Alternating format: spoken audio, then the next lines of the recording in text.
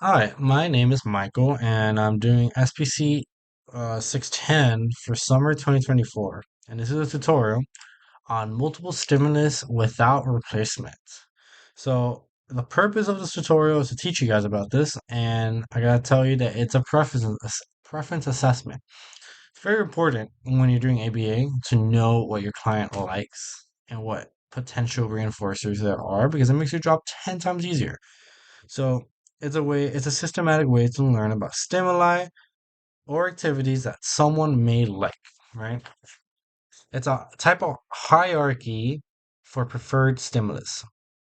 Now, with any process, you need two things. You need a task analysis and you need basically the data table, right?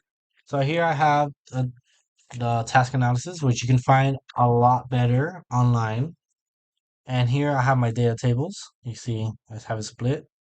Also, you can find it very much better online, but I will explain the data table to start with. So we have on the left, we have, basically writing down the order of items of what is chosen, and then the times chosen, and you go down the ranks, right?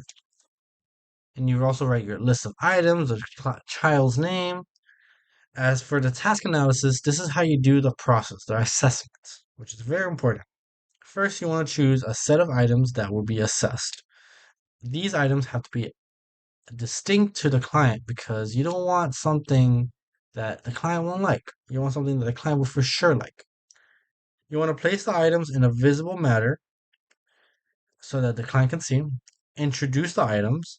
Give clear instructions on how you want the client to choose the items. Conduct trials and ask client to choose. So usually you do 7 trials, right? But for the purpose of this video, since we are very time constrained, we're going to do 1 trial. When the client chooses the item, you don't replace it. You simply cover it and you rotate the items around to prevent orientation bias, right? So now we're going to begin. I'm going to show you an example of how it works. And these are the items, right?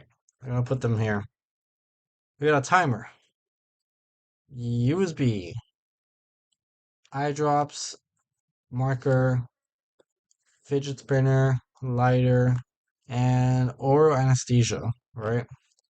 So these are the items, and basically, you know, you want to be able to look at the client and stuff, but my computer's a little weird, so I'm gonna have to hold it like this. Did I say also wallet? Yeah, I think so. So if you're the client, I would tell you, hey, choose an item. You choose an item, you choose eye drops, right? So great. You don't replace it, you put it away, you take note of it, you put it over here. First item was eye drops. Okay, so that's very important to know. Now, you cover it with like a whiteboard or something. So pretend I'm covering it. I move the items around to prevent orientation bias. And then this is test 2 or whatever. Um, Choose an item. So you choose this. Great. Don't replace it. Write it down, blah, blah, blah. And then you go to the next item. Boop, boop, boop, boop. Choose an item. Replace it. Choose an item. Oh, don't forget to write it. Replace it. Choose an item. I'm going a little fast here, but yeah, you basically go down the ranks until you have one thing left. They choose the last thing because that's all that's left, and then you write all of it in your data. So whatever was chosen first is the most preferred, or it probably is the most preferred. Whatever is chosen last is probably the least preferred. Now you do 7 trials on purpose because maybe whatever was chosen the first time might not get chosen again the first time. But if it's something that they really, really like, they might choose it over and over for each trial. And it's very important to take note of that because you'll know what they really, really like.